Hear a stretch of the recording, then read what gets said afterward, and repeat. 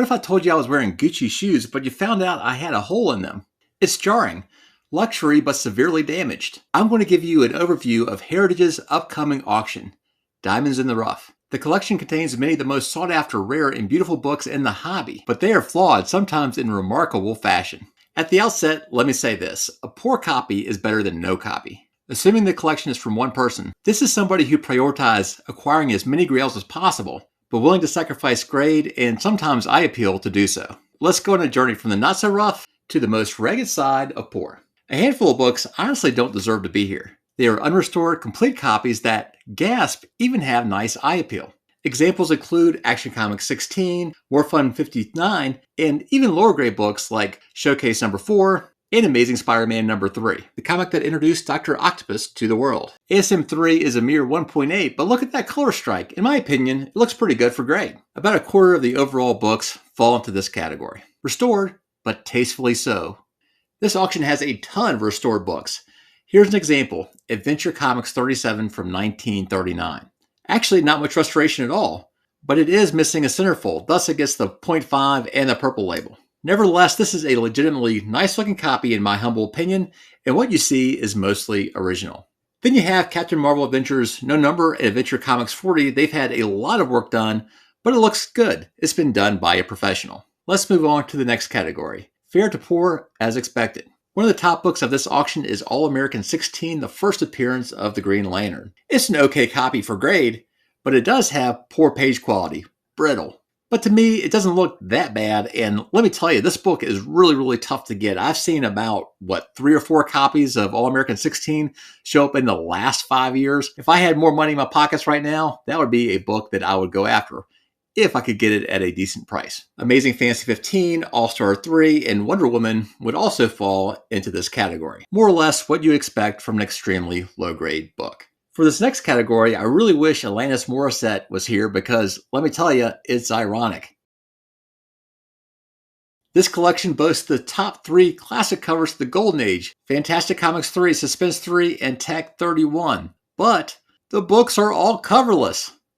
Keston, you might be wondering, that Tech 31 looks pretty good to me. Don't get too excited. That's a photocopy that's affixed to the interior pages. Speaking of coverless, sometimes the first page of an interior looks pretty good. Check out Avengers number 1. There's Loki and the Avengers on the right-hand side. Pretty daggone cool.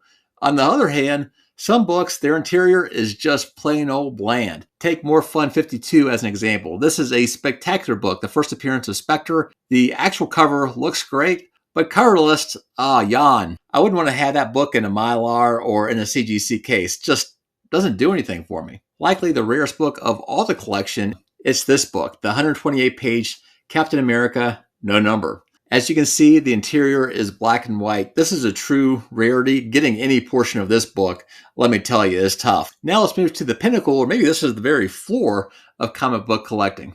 These are books only a mother could love. I'll do a top 6 countdown where number 1 is the homeliest. Before I begin, let me provide an honorable mention, and that's Superman number 1. It's a 0.5 that's got a lot of issues. No back cover, significant pieces out of the front cover, and water damage to boot. The saving grace is the main image of Soup is intact, plus the page quality is pretty daggone good. Something I like about Heritage's website is that it will show you previous sales in the same grade. What you see is that 0.5s can vary greatly in terms of eye appeal. Check out these 2 other copies. Both are missing the back cover, so they're technically a 0.5, but that front cover eye appeal is out of this world. I mean, they both look like mid-grade or even higher copies of the book. That's about all you can hope for a 0.5. On the other hand, check out this copy. I think I prefer the current copy, the one that's up for auction right now. The point I'm trying to make is that not all 0.5s are created equally. If you're in the market for a 0.5, be prepared to pay a little bit more if that eye appeal is good, and then dial it back down if you think the eye appeal is poor for a poor. By the way, if you want to check out Soup 1, I left a link to this auction in the description box. You can check out that book as well as the other 58. All right, y'all, time for the countdown. At number 6, we have Action Comics number 5. Tape was a common way to repair tears back in the day, usually applied on the inside of the cover. But here you see tape used liberally on the outside of the cover. Yeah, and check out that piece of tape right in the middle of the book. Ouch.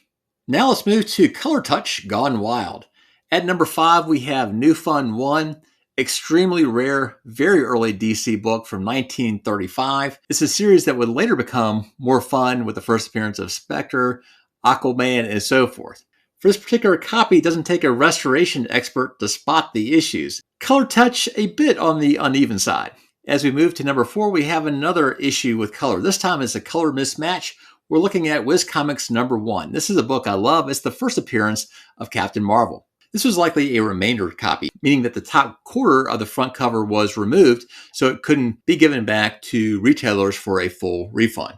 Somehow, this remainder copy survived, and the missing piece was replaced by a photocopy. For me, the problem is how bad the colors are matched. If you looked at the photocopy and the original below, you can see that they are very different shades of red. It's kind of funky. At number 3, the question is, can he outrun the water? We have Flash number 1, one of the most valuable books in this whole auction. Many people believe that Flash is putting on the afterburners to catch the bullet heading toward the young lady. On this copy, he might be trying to outrun the water that is pouring in from the left-hand side. At number 2, we have Subby number 1. For Subby, the Nazis are the least of his problems. It looks like he's surrounded by mice that are hungry for Golden Age paper. At number 1 is Sensation Comics number 1, which is Wonder Woman's first cover appearance. Panning in from the left, this copy doesn't look so bad. Then all hell breaks loose on the right side of the book. While Wonder Woman is no doubt tough as nails, she's no match for these insects. In fact, you can see a trail of munch that appears to be headed for Wonder Woman's face.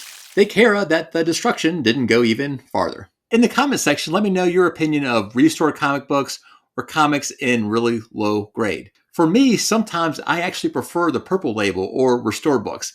And if you want to find out why, then check out this video. Thanks so much for watching, and I hope to see you around real soon.